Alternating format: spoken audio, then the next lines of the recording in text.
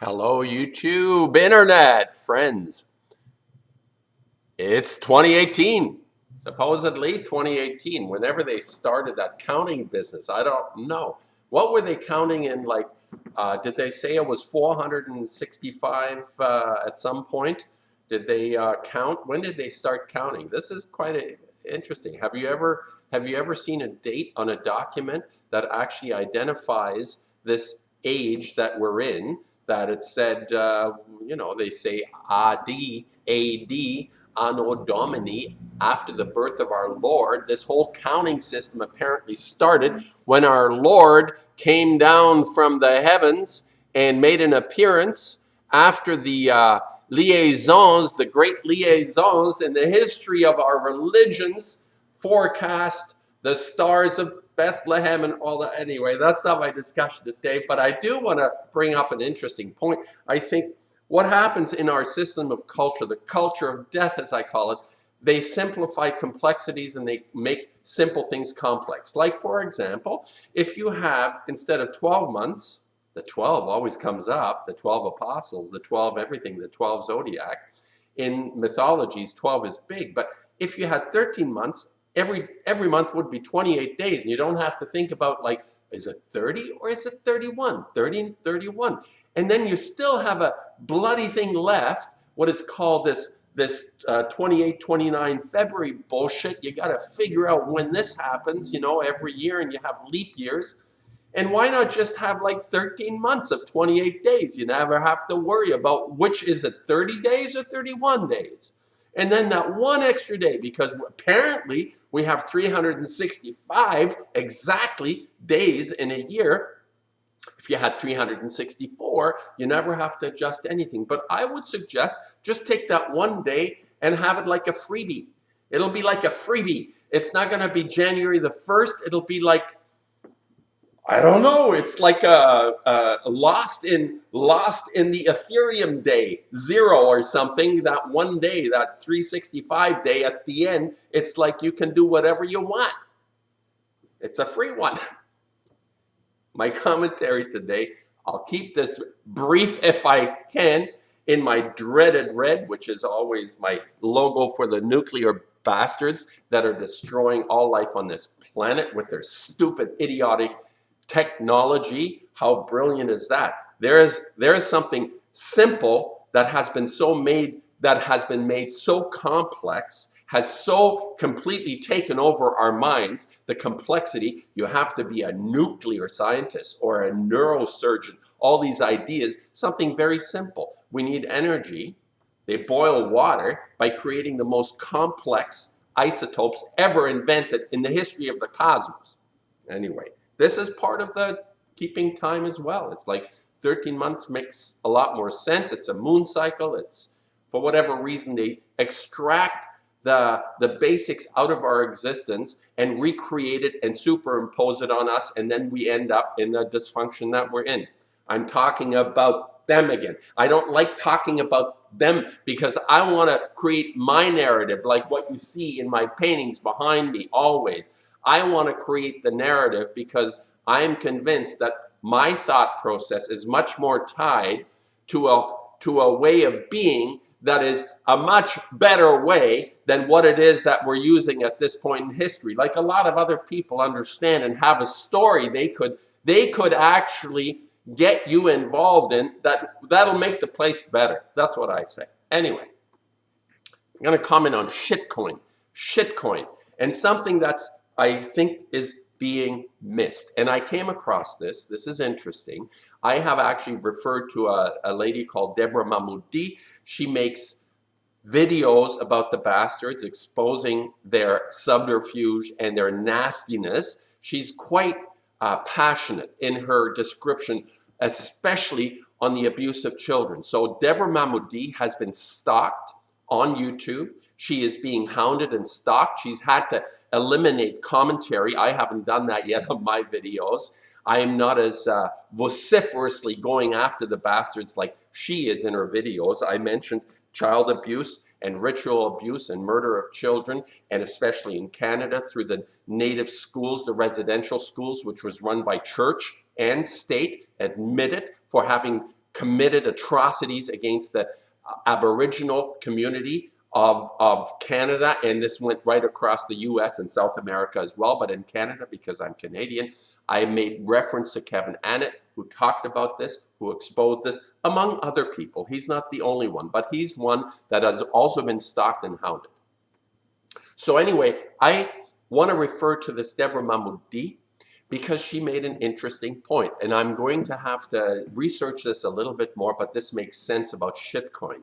People, shitcoin, and there are a few bubbleheads out there that seem to be the promoters of this digital, what is considered to be a digital currency. Like the bubblehead, he looks like a bubblehead. I don't want to disparage too much because I don't have a lot of background on him. He has been in a tiff with a Snots guy as well, who has attacked him for giving financial advice. This JSNIP4 Joe, I think he calls himself, if that's his real name. You never know these people's real name, but he's been a major proponent on shitcoin and all the other shitcoins that are out there that are being promoted as our ticket to liberation from the bankers, from these reptiles that have run the joint since the Venetians came out of the swamps. Since they came out of the swamps, if you look at banking, they're the bankers are the leftover, that decrepit Roman bunch that were invaded by the barbarians, just kicked the shit out of them, and they had to flee. They had to flee into flea-infested and mosquito-infested swamps that was Venice to hide from the barbarians who said, you guys stay there. We're not going to come and get bitten to death by all these horrible bugs. But these guys survived and came out of Venice and settled. I think they went up to the Dutchland, Holland up there, and the banks started to grow. I think they were one of the first places that had the banks. Anyway, these bankers are based on a history. The worst part of Rome that survived are the banks. So anyway, my thoughts on the shitcoin thing and the bubbleheads like Cliff High and this big weird guy that comes on to this JSNIP fellow, and I don't really care. His prognostications and stuff has nothing to do with forecasting anything. It has to do, and I've explained this, what I understand here with Cliff High and his data processing, his bots out there looking for what people are talking about because we're so clairvoyant, we know what's going to happen. That's a bunch of hooey. There is an aspect to our abilities. I think somebody like Edgar Casey, who had an incredible ability to heal people even over distance or diagnose people over distance. This was proven. This is something we haven't been really in contact or in touch with in ourselves. But the idea that bots on a computer can determine what it is we're going to do in the future is such a bunch of hooey. And I'll tell you why. Because in science, there is a concept called systemic feedback. And systemic feedback basically means that you find what you're looking for. So by creating consensus on this medium, this is an amazing tool that we have available that can be, I suppose, used for good, because I'm talking on it and other people like me are talking on it. And then there are, of course, the subterfuge that people try to undermine us with their they flood us with their stuff, and you can't really distinguish anymore what's real and what's not. It's like people can say anything the hell they want, and then if you say it long enough, everybody starts regurgitating it, and then it's the truth all of a sudden, which is why I don't like truth. Truth is a moving target, like I always say. So the idea of forecasting or predicting anything based on these computer bots is actually literally creating consensus. So this Cliff High guy, which I call a spiritual grease monkey, has joined up with this bubblehead type of guy who has been promoting the idea of Bitcoin. Now, interestingly, High doesn't say it's good or bad. Well, he sort of says, oh yeah, it's going to be so private and free. The shitcoin, Bitcoin thing is anything but private. It is actually using all the computers around to document transactions. How could that be private? It's the biggest lie ever. But these people promote it because they're endorsing the idea behind it. Willingly, unwittingly, I don't know. I'm not sure because, to look into a person's heart, what it is that they're actually, with the intent. And remember, this Cliff High guy says he's not interested in intent. Now that's interesting to me because intent is everything. Oh, I can't figure out intent. Of course you can't, because this is something that is still very personal to each individual, that your intent, it's a kind of, you can pick up more or less people's intentions quite often, but it's still something that is hidden. It's not able to be controlled in certain ways. Intent is everything. So the idea that you can predict the future based on bots is a bunch of hooey, because what it is, it's creating consensus. Like anything, if you say something long enough, if you say it 100 times or 1,000 times, people will eventually say it's true.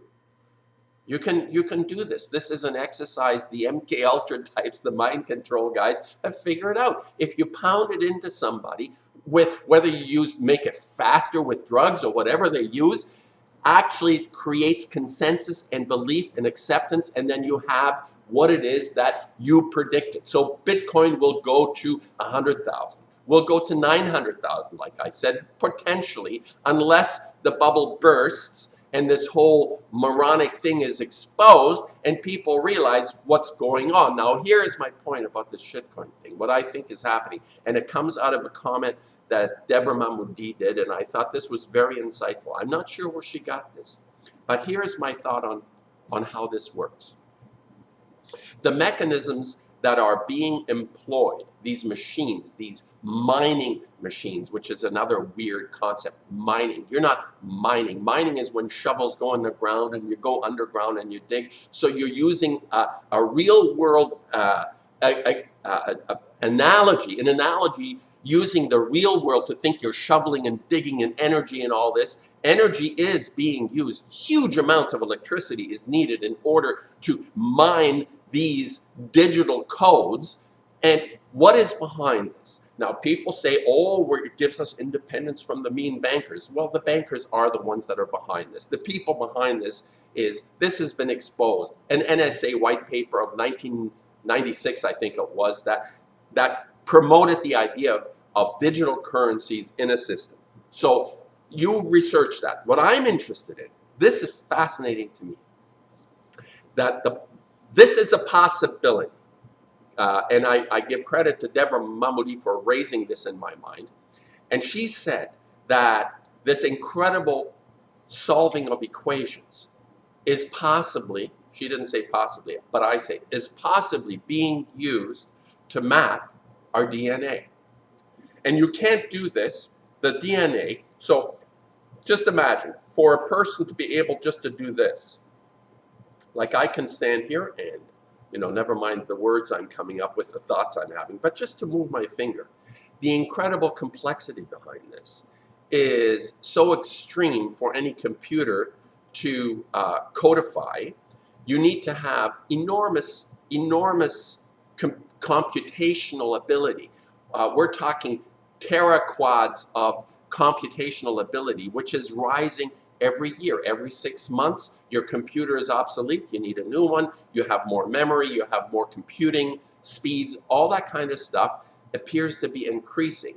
But the amount of computing ability to have an entity, an AI, an artificial intelligence, a machine to be able to do that consciously, with an idea behind it, is so enormous that it cannot be done unless you have the answer that lies within us, in our cells, our DNA. Our DNA is 64 variations. It's kind of interesting too, like the I Ching has 64 blockchain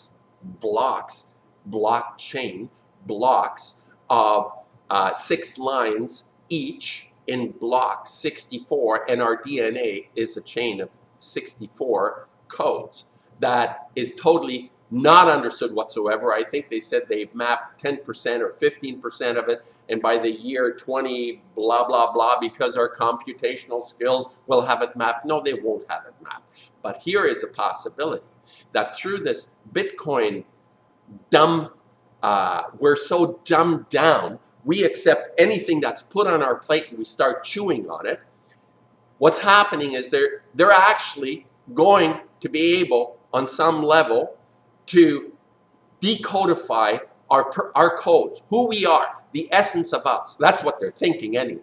And you can't do it with a supercomputer in one place, or you can't hire, if somebody wants to do this, it would be virtually impossible to hire 10 or 20 million people to work on this decoding. So what you do is you do it globally. You get somebody, you reward somebody with more and more money to mine this thing, which is solving equations that contribute to understanding the nature of our being in some way. It has nothing to do with money or privacy or being able to be independent from the bankers. It has to do with the fact that this technology now, the technology exists, and if pooled the way it's being pooled globally with these Bitcoin mining machines or computer on the whole, could never be replicated by a single entity to try and do this.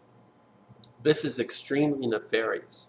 This mining of this digital nothingness, and where is it stored? Apparently blockchain depends on nodes on all the computers to verify any transaction. But I don't really understand how this is going to be pooled into a central nexus that actually coordinates all these codes and equations that have been solved. And every time you solve one, it gets more difficult and more complex, to the point where I think right now 17 million out of 21 Bitcoin have been supposedly mined, and the amount of energy it requires every day, the energy required every day to continue to solve these equations and write this code is the equivalent of the energy used by a country like Bulgaria in a day.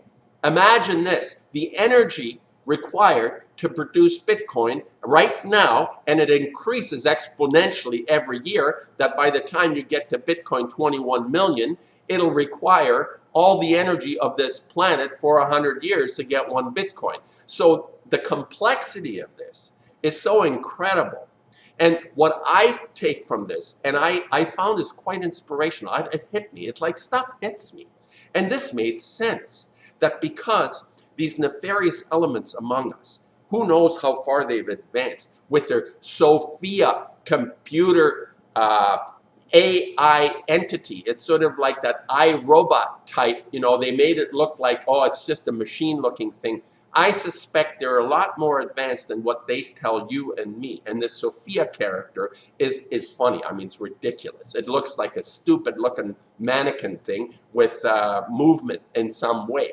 I think they're much further than that, but this is what they tell us they have. So by using Bitcoin and these bubbleheads that promote it, unwittingly, possibly, I have my doubts. I think the JSNP guy is a bubblehead, but the Cliff High guy, I think he is entrenched. He's too old to be like a hip guy around all of this. He pretends to be like, hey dude, hey guy. He talks like this. It makes no sense to me. For an old fart like that to have this attitude, it doesn't work. It's unreal. It's not right. It doesn't feel right, especially if you've been involved in the system. You're not an artist. You're not a creative person in that way, to feel very much in touch. And even my older friends, like I have a friend that's 93 now, and he's making paintings that look like a 20-year-old actually did. Now that makes sense to me. You know what I'm saying? It doesn't make sense that a guy like Cliff High is like, oh yeah, I'm with all the millennials. I'm like really there, his big bags under his eyes. Makes no sense. Why is he promoting this shit? Because he's somewhere entrenched in this incredible subterfuge that's going on to undermine our basic nature, to tap into that mystery that makes us us, and to try and manipulate it, because these white coats can never come up with anything on their own. Have they produced even a dust particle out of nothing? No. All they can do is, like Terence McKenna said, give me one miracle. For example, like what we call the Big Bang, at which instant, in a moment of time, in an instant, all the laws, all the materials that govern and the laws that govern all material existence appeared in an instant. Give us that miracle. That's science. Give us that miracle and we'll explain all the rest. Don't worry about it. And what they do ever since that concept, they manipulate, and we have no control over these. They're renegades. They've gone batshit fucking crazy with their manipulations, and Bitcoin is an extension of that. Bitcoin is an attempt to use all the computing skills on this planet and everybody, give them a reward of $20,000 a coin to map our DNA. This sounds very reasonable to me. And there's always, you know, the nefarious underbelly in, you know, the people that are able to expose this. And I'm still on board with this Quinn Michaels fellow.